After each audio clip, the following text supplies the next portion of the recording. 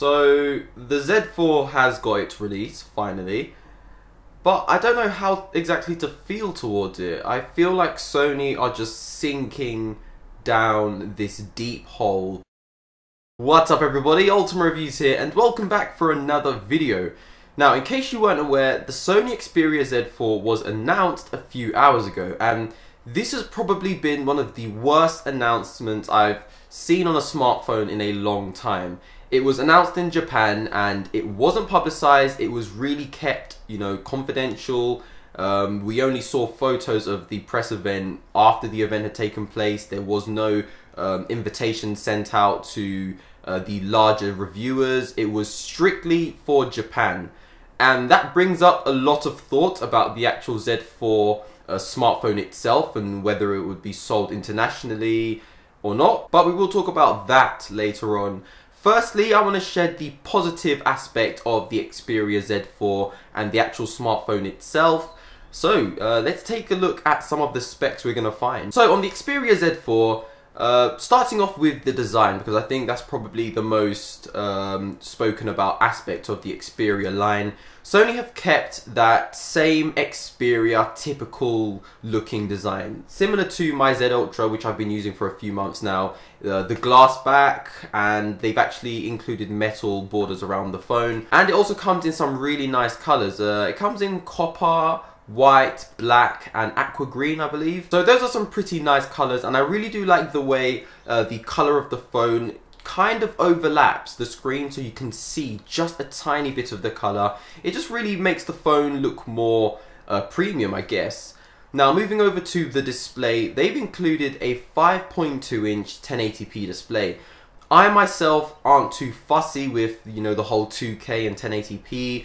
I still think 1080p looks great. It's not a huge jump over to 2K, so I'm still comfortably fine with 1080p. They've also included Qualcomm's latest Snapdragon 810 processor, which we've seen it's been rolled out in a whole wide range of smartphones so far in 2015, and it does a pretty amazing job. It's very fast and responsive, and to back it up, they've also included 3 GB of RAM, so we are definitely going to be seeing that really fluid and smooth experience. And it also will be running on Android 5.0 Lollipop, which is always good to see. I guess all devices should be running that by now. And it will also include their 20.7 megapixel Exmor RS with no optical image stabilization camera, and it's actually the same one we saw here, 13.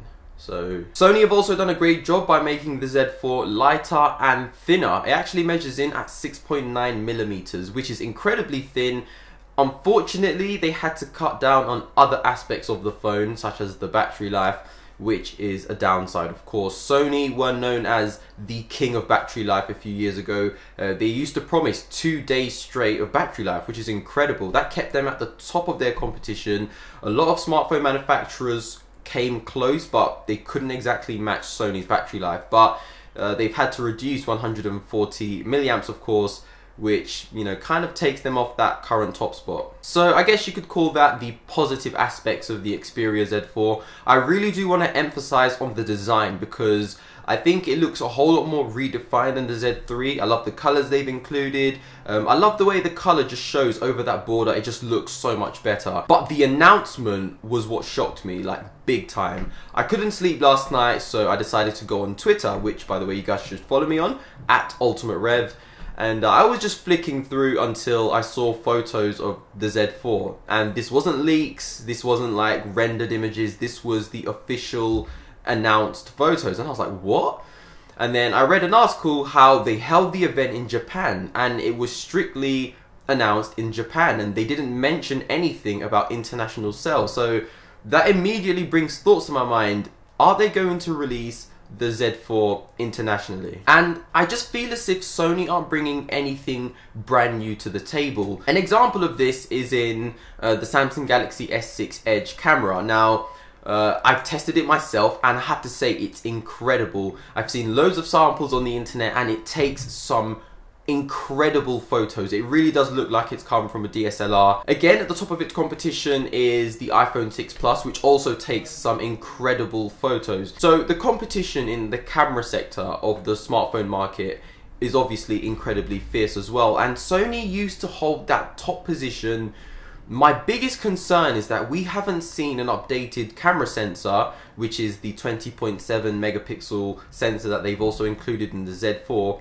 We haven't seen an upgrade since 2013. So Sony are relying on a 2-year-old sensor on a 2015 flagship device. Don't get me wrong, the 20.7 megapixel sensor on the Z3 and the Z2 and even the original Z, it took some pretty incredible photos, but you need to constantly upgrade your technology in order to keep up with competition. And let's be honest, Apple are advancing. Apple have always had that upper hand with cameras because they have always been able to produce smartphones that take really great photos.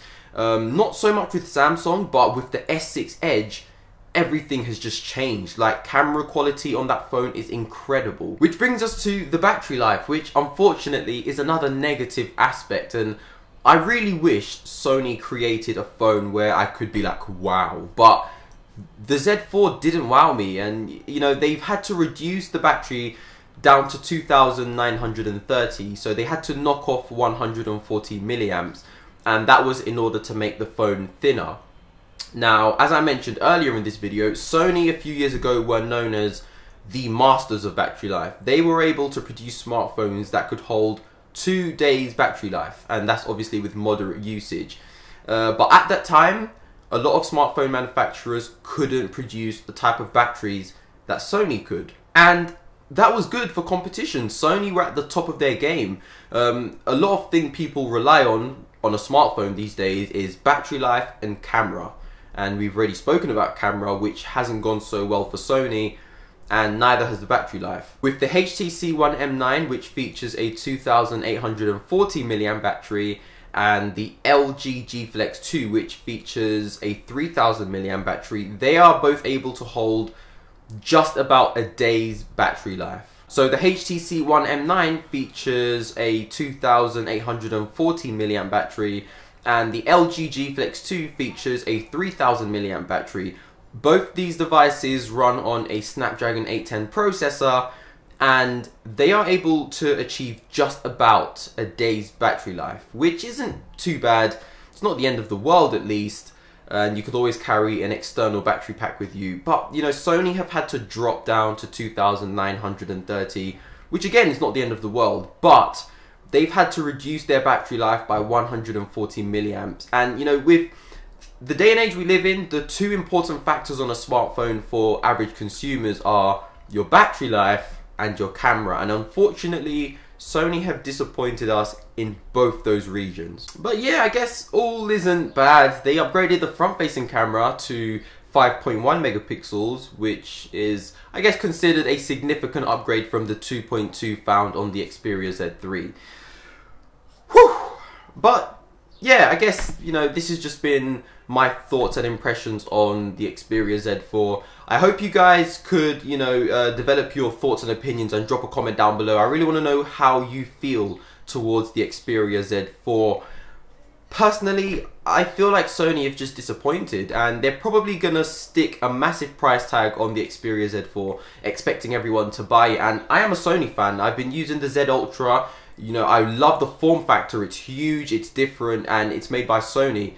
But I feel like Sony are falling off, and they used to be a very well-known, very popular smartphone manufacturer, and they still are. They still produce incredible phones, don't get me wrong, but in terms of their flagship device, things are falling off big time. But yeah, guys, this has been my first impressions, thoughts slash opinions on the Xperia Z4. I really want to know what you guys think, so feel free to drop a comment down below. Thumbs up this video if you have enjoyed it. It really helps out a lot. And also subscribe. I will be bringing a whole lot more content on the LG G4, which is actually officially announced in a few days from now. And for all you Apple Watch fans, mine will be shipping very soon, so I'll be bringing you guys some hands-on coverage of that.